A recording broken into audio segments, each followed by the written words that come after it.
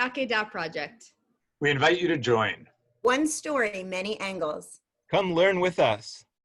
The Book of Jubilees, or as it calls itself, the Book of the Division of the Times, is a work written in Hebrew in the middle of the second pre-Christian century by a learned person who took the stories in Genesis and the first half of Exodus, so from the creation until the Israelites are at Mount Sinai, and he sets the story up by saying that an angel of the presence, at God's command, reveals all of this stuff in the Book of Jubilees to Moses as Moses is on Mount Sinai.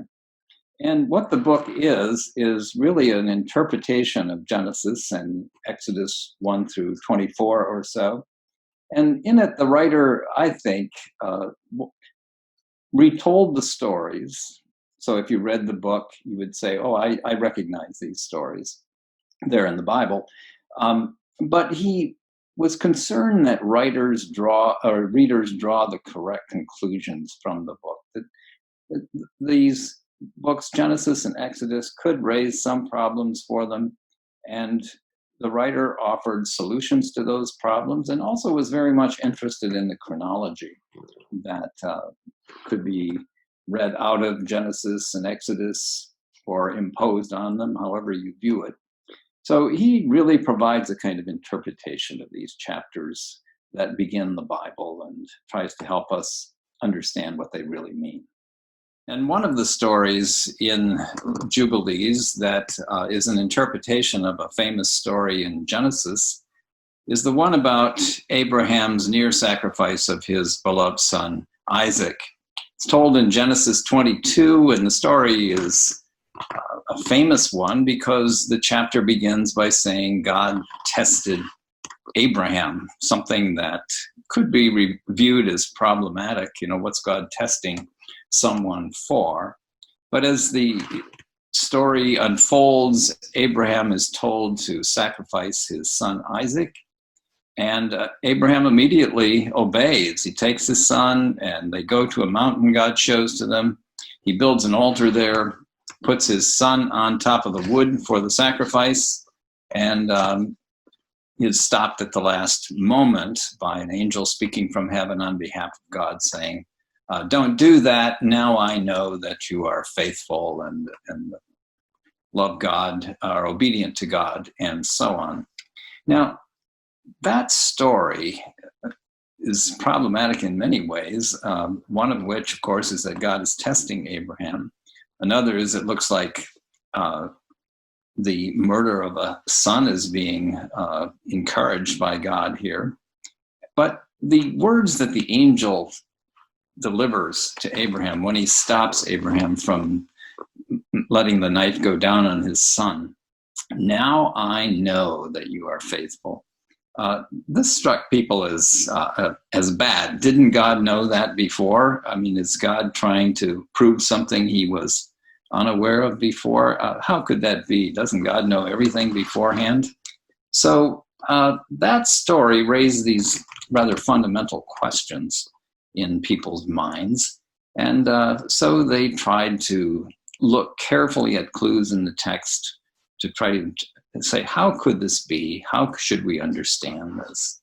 So one place where interpreters looked carefully at the text, of course they looked at every place in it carefully, but a possibly productive place was in the first verse where it says, after these things.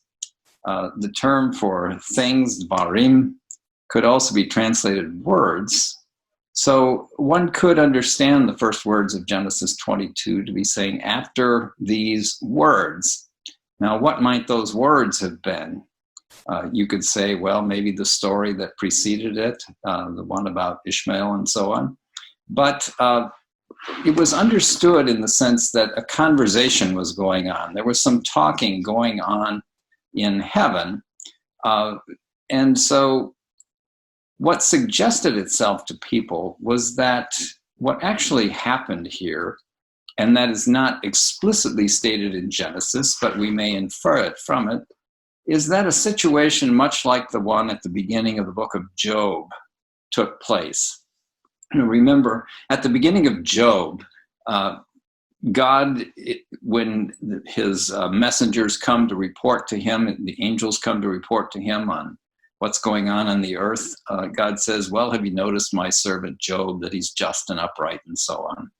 And once God says these things, a character called the Satan in Job comes along and starts raising questions about this. Does Job serve God for nothing? He gets a lot of profit from it, it seems. Why shouldn't he serve God? Why don't you test him to see how true he is? And we know what happens there. Job is subjected to horrible tests and eventually comes through them. So that interpretation was placed on the beginning of Genesis 22. These words that are going on in heaven are like the situation at the beginning of Job. God is saying good things about Abraham, about how faithful he is and so on. And the Satan figure, who's called Mastema in Jubilees, comes along and says, well, are you sure about this? Maybe you should subject Abraham to a test to see who he loves more. Does he love his son Isaac, his only son, his beloved son, or does he love you more? And then God consents to this, so that in this case, we have some vague terms at the beginning of Genesis 22 suggesting a conversation. The conversation was thought to be like at the beginning of the book of Job. So in this way, we can understand the test that takes place, and also that in a way it absolves God of direct guilt in testing Abraham on this occasion. It was the Satan figure's fault. He was the one who suggested it, and so God allowed this to happen just as he did in the case of Job. So that's one of the passages in the chapter that was fruitful for early interpreters to look at. Another one came later in the chapter, in 22 verse 12, where the angel stops Abraham at the last minute as his knife is about to descend and kill his son, and says, don't do this. And he's talking on behalf of God. He is actually not quite quoting him, but speaking at God's command. He says to Abraham, now I know that you are faithful. So what did that mean? Now, if you know some Hebrew, the verb yadati is what's used by the angel in this case. One way of handling this to get around the problem, did God not know this beforehand? Certainly he knew whether Abraham was faithful. He was his friend and all of that. He knew all about him. One way was to take this kal verb and vocalize it as a PL verb, yidati, which would give it a more causative sense. Now I have cause to know that you are faithful. And if one read it in this way, and why not? All we have is really the consonantal text for a long, long time until the medieval period.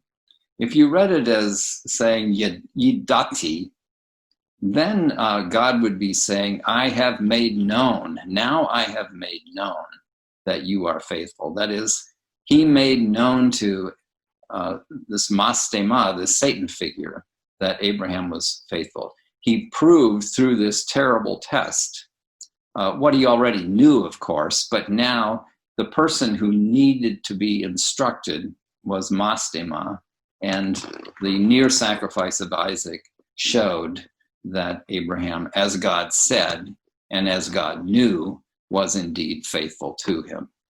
One last piece to mention in connection with the story about the near sacrifice of Isaac is that here we find the Book of Jubilees showing its great interest in chronology. And usually its chronology has to do with years and groups of years and so on.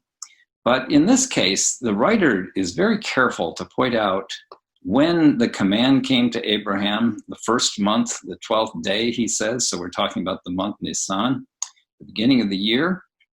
And in this instance, he says that Abraham received this command on the 12th day of the first month. And then he goes very carefully talking about the third day, Abraham arrived at the mountain and the near sacrifice took place, and so on.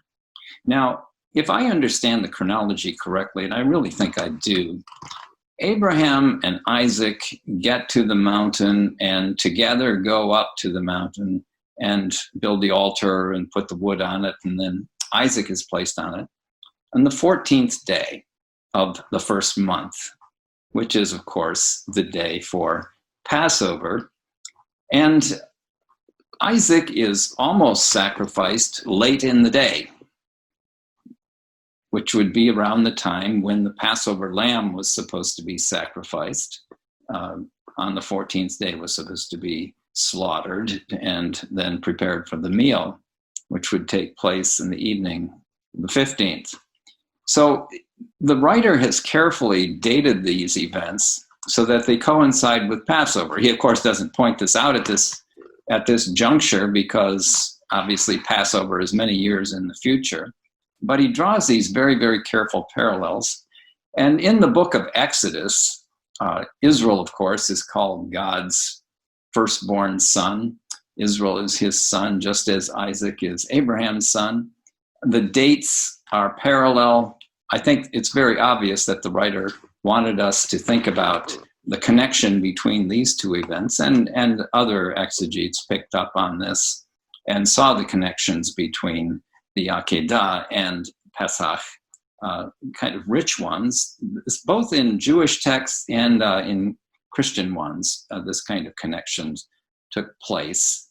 In Christian ones, of course, it was applied again to God's Son and Passover imagery, which is very rich in the Gospels in connection with the Last Supper, naturally was associated with this story of Isaac and Abraham's almost killing his son on that occasion. So that's one of the first years, of course, in the Jewish calendar. We're getting close to the other first of the year, but in this particular case, the sacrifice of Isaac is connected with the festival of the first month of Passover. As it turns out, this story is told now on Rosh Hashanah. There are interesting pieces of information in the Bible about when the year begins. There are passages that talk about a autumnal new year. Rosh Hashanah is related to that, of course. Others talk about the new year being in the first month, the month of Nisan.